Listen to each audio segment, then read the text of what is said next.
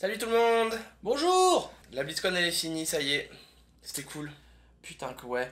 Alors juste pour commencer, disclaimer. Petit problème de son et d'image puisque on est arrivé devant, devant le portique de sécurité. Ils ont eu l'appareil photo. Ils ont fait non, it's not possible. Donc on n'a pas pu prendre l'appareil photo. On vous a filmé à l'intérieur avec micro et enfin le micro du téléphone et le téléphone. Bon, voilà. Bon, ben c'est la marche de la honte. Chou blanc. On est obligé de revenir à l'hôtel parce qu'en fait on n'a pas le droit aux caméras et aux perches à selfie. Du coup, vu qu'on a pris l'appareil photo et on n'était pas chaud pour prendre l'appareil photo, et ben on est obligé de revenir à l'hôtel. Donc une demi-heure. Heureusement qu'on s'est levé tôt. Voilà. On a plein de trucs à vous raconter puisque là ça va être une vidéo qui va faire un petit peu le débrief de ces 2 jours de BlizzCon. On va essayer de vous raconter un petit peu ce qu'on y a vu, ce qu'on y a vécu et tout ce qu'on a kiffé. C'est ça. C'est parti.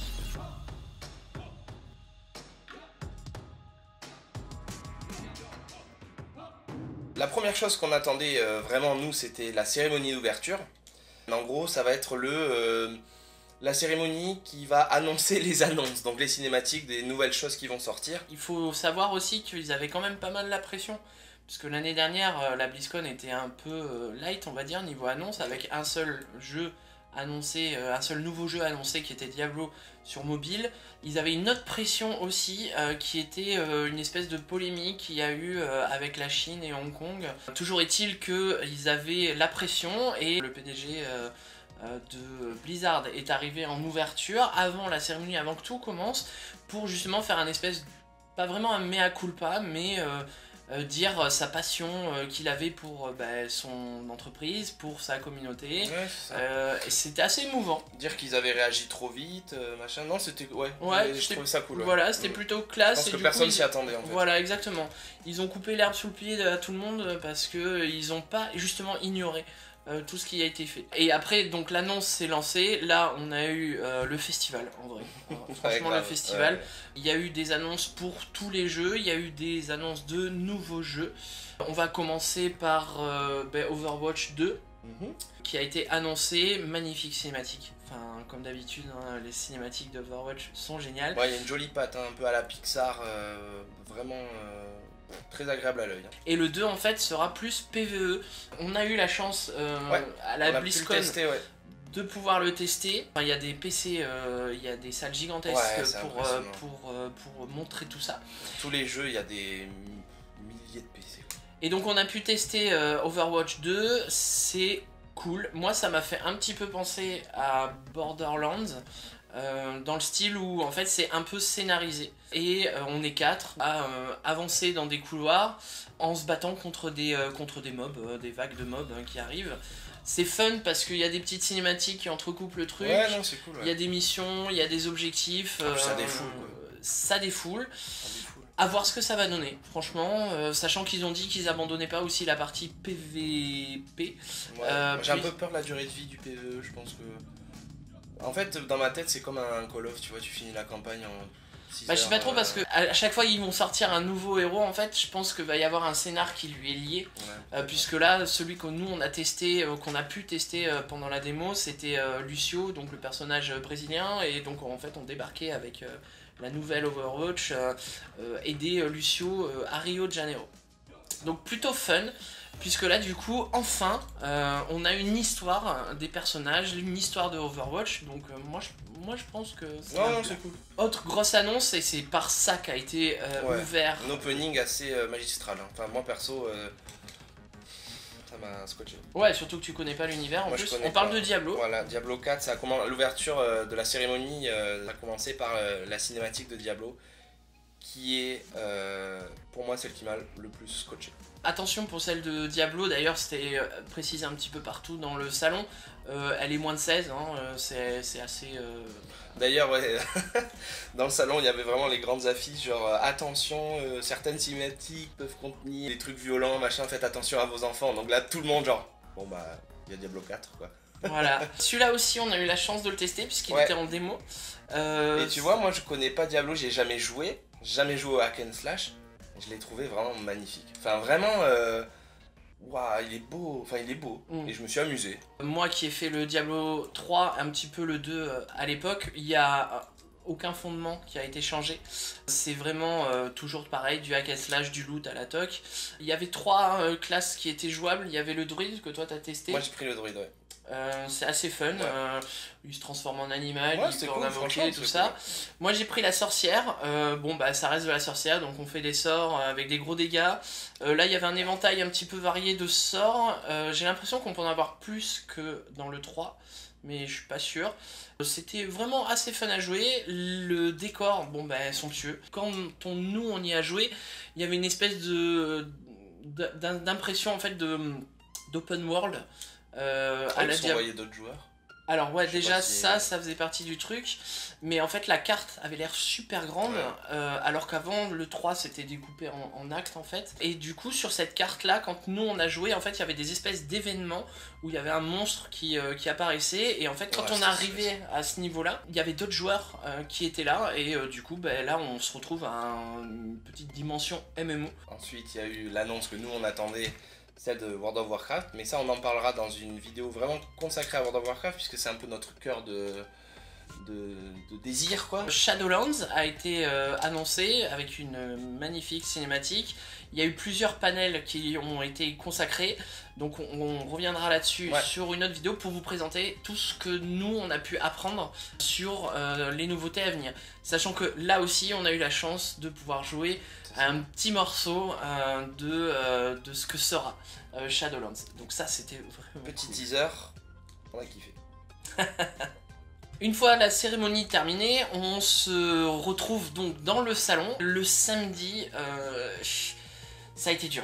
Samedi, le décalage horaire il a piqué sévère. Il a piqué sévère, on était vraiment fatigués, surtout qu'on n'avait pas beaucoup dormi la nuit parce que on s'était réveillé tôt et tout ça. Et ouais, On ronfle beaucoup. on s'empêche mutuellement de dormir. On était assez claqués, mais on a quand même essayé de profiter au max du truc. On a fait les achats qu'on vous a montré dans la vidéo précédente. Ça nous a pris quand même pas mal de temps parce que le moindre, c'est une convention quoi. Hein, donc la moindre truc, il y a forcément des minutes et des minutes, voire des heures des fois de queue à faire pour pouvoir accéder ne serait-ce qu'à des goodies ou accéder à des jeux ou etc. etc. On a fait beaucoup de queue samedi. Exactement. Une fois que ça a été fait, on a essayé d'assister aux conférences, aux diverses conférences qu'on avait listées. Surtout que nous on y était bon pour Warcraft, et c'est vrai que assister en direct à ces conférences là, alors que d'habitude on voit les news via des sites chez nous quoi. Là le voir en vrai c'était quand même, en plus d'être intéressant parce que c'est pour ça qu'on était là, il y avait un petit côté pas privilégié, mais vraiment c'était super chouette. Enfin moi j'ai trouvé que le voir en vrai c'était génial. Et donc on en a profité également pour se familiariser avec les lieux, puisque c'est un truc qui est immense. Le Convention Center est immense. C'est grand. Il est magnifique, franchement c'est un régal. Les ambiances sont géniales. En termes de décor, chaque jeu, chaque univers est trop bien représenté quoi. Hearthstone, la taverne Hearthstone. J'allais parler d'Hearthstone justement. Je crois que c'est. Je me demande si ça n'a pas été mon truc préféré. Avec la foire de Sombrelu.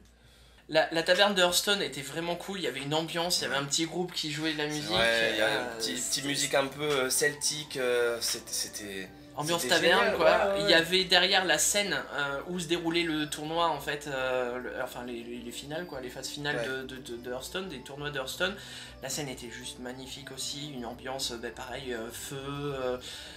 ambiance Hearthstone quoi, donc c'est mais en grandeur nature, voire même en grandeur gigantesque quoi. C'est ça, c'est la taverne Heroic Fantasy, hein, vraiment. Là il y avait Hearthstone, vraiment sa salle avec tous les ordi Hearthstone, la taverne et la scène avec la compète. Warcraft c'était pareil, il y avait les compètes de donjons. Oh la scène elle était magnifique, la scène des MDI. Vraiment magnifique. Et Overwatch c'était l'arena qui était... Overwatch, il y avait deux choses. Il y avait l'arena, donc ça on va en parler juste après. Il y avait surtout donc la partie où il y avait tous les PC. pour jouer à Overwatch, il y avait une des grandes scènes, mais pas forcément liée à l'univers, mais il y avait quelques petites animations liées à Overwatch, notamment le petit café, le diner en fait, qui était sponsor par Coca-Cola, mais du coup qui était le décor du début en fait du spawn point de Route 66, qui est une carte sur Overwatch. Pareil, en termes de mise en scène, c'était plutôt cool. En termes d'ambiance, c'était vraiment trop bien parce que du coup on était vraiment dans l'univers. Et donc mention spéciale à la foire de Sombre Lune qui avait un hall complet où moi je me suis régalé et du coup je vous propose de le voir un petit peu plus en immersion parce qu'on s'est vraiment éclaté à la foire de Sombre Lune.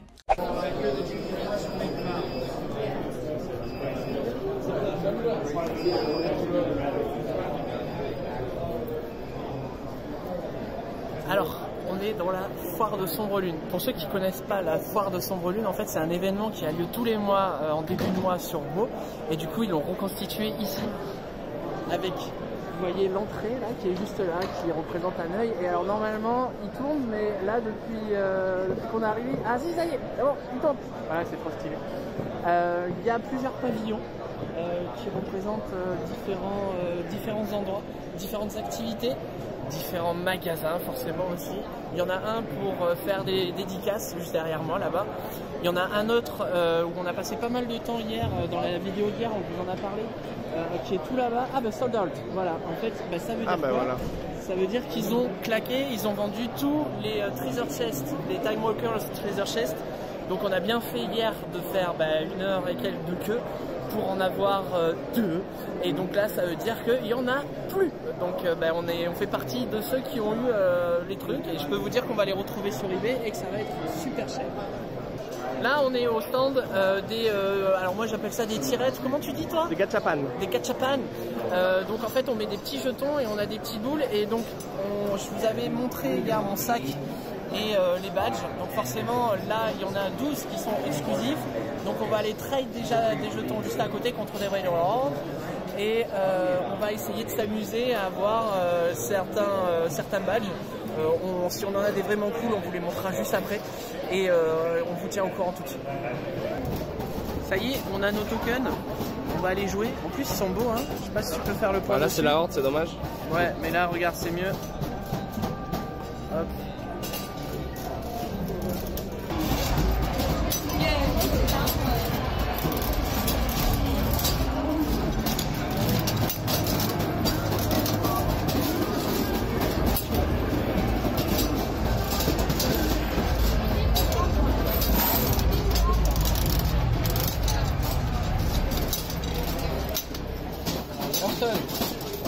Alors là, on est à Literal Trading Emporium. Donc en fait, c'est un endroit qu'ils ont mis dans la foire de Sombre Lune pour pouvoir échanger plein de trucs, notamment ce qu'on avait dans les loot box. Et donc là, vous voyez, il y a plein de gens qui s'échangent des figurines, des peluches, des machins, qui se les donnent aussi. Des fois, il y a des gens, ils en ont trop, ils les balancent à d'autres gens et tout. C'est vraiment une ambiance bon enfant de trading. Et puis les badges aussi un petit peu partout. Nous, on est allé faire la file d'attente pour aller vous avez montré le board où en fait on peut prendre un contre un. Alors attention, c'est sérieux, hein. Un badge contre un badge et faire des petits échanges. Donc on vient de faire la file d'attente pour récupérer quelques badges qui nous plaisent. Et donc voilà, moi je voulais vous montrer quand même ça, puisque effectivement ça se fait dans la joie, la bonne humeur. Tout le monde échange dans sa passion et je trouve ça vraiment génial. Pour terminer sur l'ambiance, il y a un truc qu'on a apprécié en fait, qu'on a vraiment trouvé cool, c'est que les gens sont bienveillants en fait. Ouais. Bon alors, je précise, en général dans les conventions c'est à peu près pareil, les gens sont plutôt cool, mais là on sent vraiment qu'ils sont là pour une passion commune quoi. Enfin, les gens se sourient, il n'y a personne qui bouscule personne. Ouais, des petits regards complices et des petites vannes, même venant de la sécurité et tout. Mais même la sécu, voilà, le crew, la sécu, tout le monde est cool quoi, et ça fait super plaisir. Hein. T'as l'impression du coup de faire partie d'une communauté. Ouais, non mais c'est même pas cliché, je suis complètement d'accord. Le dimanche on a pu plus en profiter puisque la fatigue était un peu estompée. Et heureusement d'ailleurs parce que ça a été une journée riche en émotions, vraiment. On se baladait dans les allées et puis on s'est dit mais attends, Il y a l'équipe de France d'Overwatch qui joue. Est-ce qu'on n'irait peut-être pas les voir quand même faire notre devoir de citoyen français, d'aller soutenir notre équipe?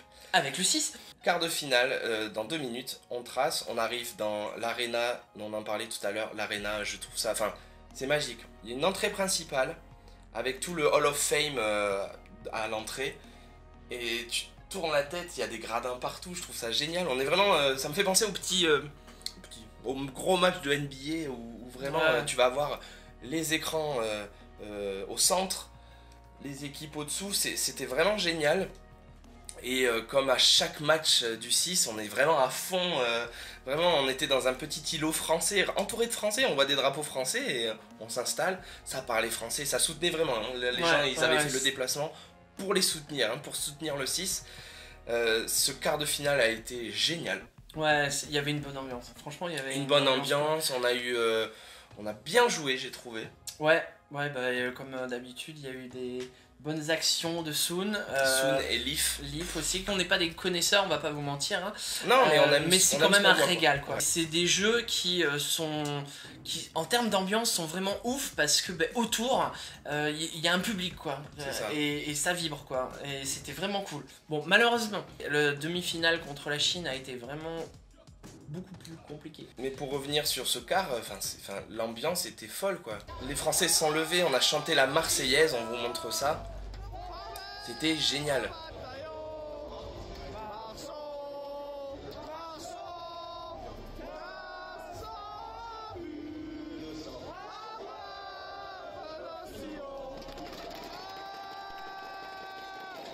En plus du fait que ce soit cool d'avoir vu ces matchs compétitifs, la France était quand même bien suivie, il y avait du beau monde, hein. On a reconnu des streamers, youtubeurs qu'on connaissait, Squeezie, Jules Fou, il y avait Tonton, AlphaCast, un très bon caster français. Et ça fait plaisir d'être à 9000 bornes de la France et voir que des mecs comme ça vraiment viennent soutenir notre équipe française. Et que ce soit Overwatch ou pas, on est derrière eux et c'est toujours bon à voir du e-sport français. On a dit on a perdu, on a gagné, c'est vraiment c'est du sport quoi. Et on se prend très vite au jeu.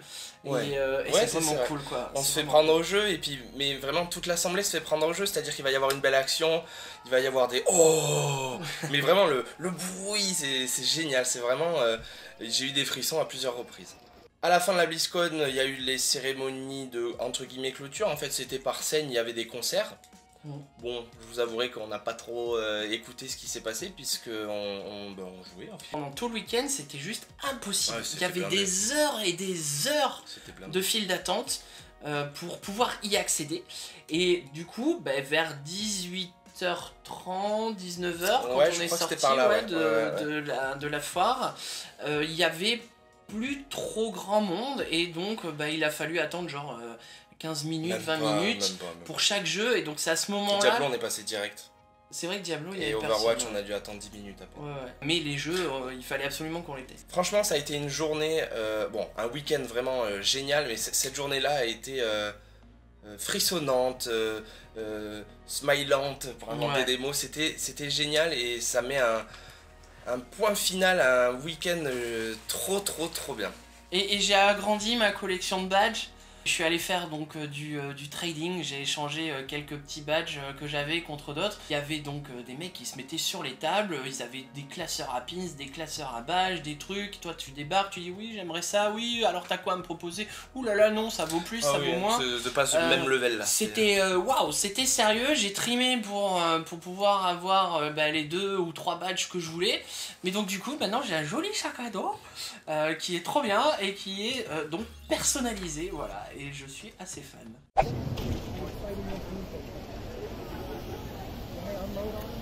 Ça y est, la BlizzCon c'est fini, c'était vraiment 2 jours formidables. Première partie, la première journée était un peu plus dure parce que jet lag, le décalage horaire il a sévèrement piqué, surtout la fin de la journée. Mais c'était trop bien parce qu'il y a eu des annonces qu'on attendait, des nouveautés, c'est vraiment trop cool. Aujourd'hui c'était une journée riche en émotions, comme vous l'avez vu, ça aurait été encore plus parfait si on avait vraiment gagné le match. Alors, on peut pas tout avoir, il n'empêche que ces 2 jours étaient géniaux. Vraiment, on s'est éclaté, c'est un rêve de gosse. D'ailleurs en parlant de rêve, si jamais vous êtes fan de l'univers Blizzard, essayez de venir ici, ça vaut le coup. Plein d'annonces, plein d'événements, plein de gens, les gens sont gentils, c'était vraiment génial. Nous, en tout cas, c'est fini la BlizzCon, mais le road trip n'est pas fini. Donc on se retrouve dans de prochaines vidéos sur la Californie. Et puis je vous dis à la prochaine. Ciao!